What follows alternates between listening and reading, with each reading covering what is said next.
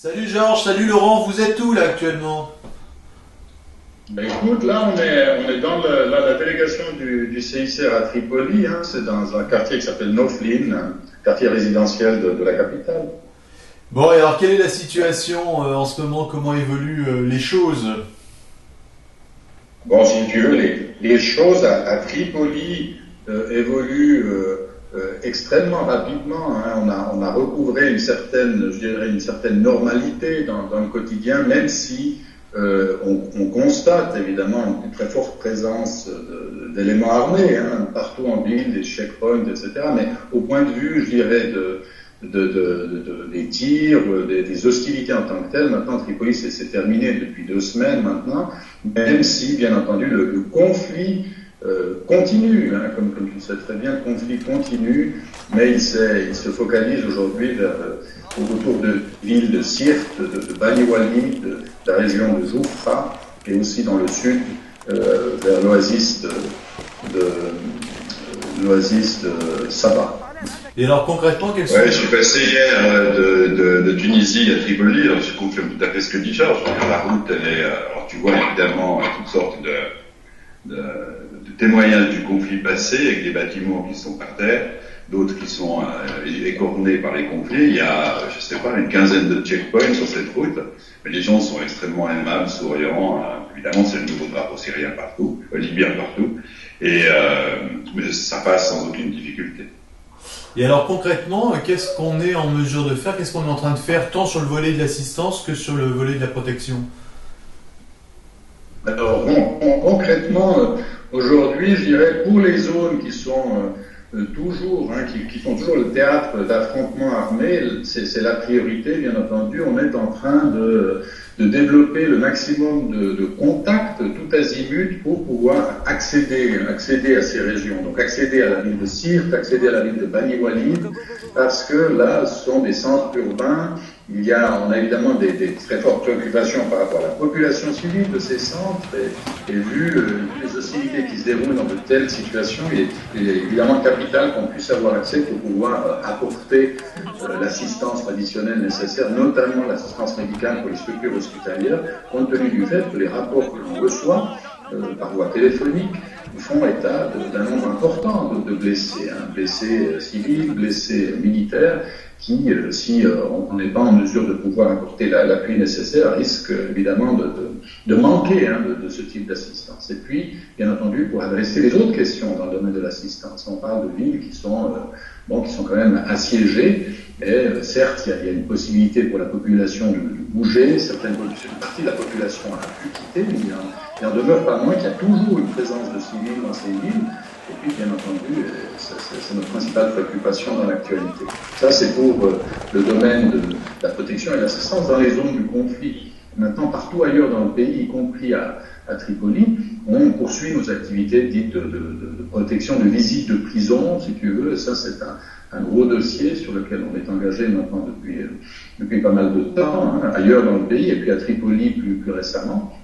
Parce qu'il y a un nombre assez important de personnes qui ont été arrêtées dans le cadre du conflit et qu'il s'agit de suivre et de faire notre travail habituel en l'occurrence. Alors là, ça c'est un dossier. Un autre dossier, c'est la problématique des personnes portées disparues. Et là, c'est une problématique qui est particulièrement sensible. Il y a évidemment beaucoup d'attentes, hein, des familles de savoir connaître le sort de leurs parents portés disparus. Et là, le CICR, comme il le fait habituellement, donne l'expertise, partage son expertise, son expérience technique avec les nouvelles autorités en charge ici pour mettre en place une commission nationale qui traite de manière compréhensive cette question. Voilà. Les relations que l'on entretient avec le nouveau Croissant Rouge libyen, ça se passe comment?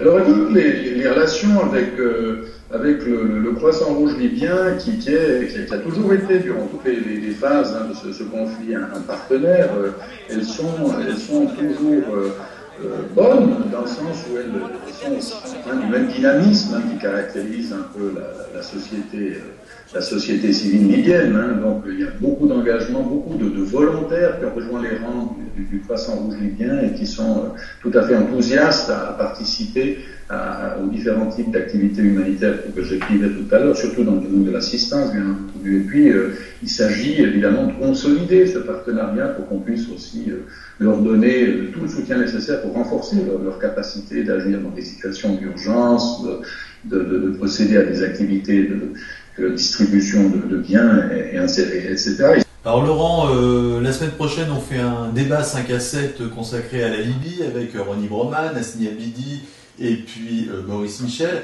Ton sentiment là en ayant traversé la Libye, c'est quoi? Tu vas venir avec quel type d'idée dans la tête pour ce 5 à 7 la semaine prochaine? Ben, je pense que je reviens avec bon, l'idée, on l'a dit, le conflit n'est pas tout à fait terminé, mais de toute manière il se trouve dans un contexte quand même relativement nouveau, on va dire, dans la mesure où on a affaire à un pays qui vivait certes avec quelques difficultés politiques pour l'ensemble des habitants, mais avec un système qui faisait que la santé était gratuite, que la nourriture était subsidiée, qu'il n'y avait pas de frais, il n'y avait pas d'impôts, il n'y avait pas de frais d'assurance, des choses comme ça. Et que donc aujourd'hui, il y a une immense élan de liberté qu'on sent flotter sur cette ville et sur la partie du pays que j'ai vue. Le gros problème, c'est que les attentes sont énormes également, et que je pense qu'en termes de reconstruction, de réhabilitation, de reconstruction de l'État, ça va avoir de lourdes conséquences dans les mois et les semaines qui viennent. Georges, donc tu penses qu'on y est encore pour un bon moment en Libye, le CICR? Bon, écoute, après les discussions que j'ai eues avec Georges, je pense que de toute manière, si on veut dire, si on dans les grandes tendances des activités CICR, si on va faire un peu moins d'assistance sur le moyen long terme, on est certainement là pour encore un moment avec les questions protection. Ça c'est clair. Non, ça c'est clair, je confirme tout à fait que dans le domaine de la protection, là c'est un engagement à moyen et long terme. Hein. Ça c'est pas, effectivement, c'est pas des actions coup de poing. Non, là on est là pour rester un bout de temps, ça c'est clair. Bon, ben, merci beaucoup, vous êtes très très beaux à l'image, tous les deux, là, réunis dans le même écran. On n'en doute pas, Ouais. Bon, ben, tout bon. Et puis Laurent, ben, merci. Laurent, tu reviens quand mardi? Mardi, Fred. Ça marche. Et ben, tout bon. Allez, merci, bon week-end pour toi. Salut, ouais. Ciao, bon week-end à vous.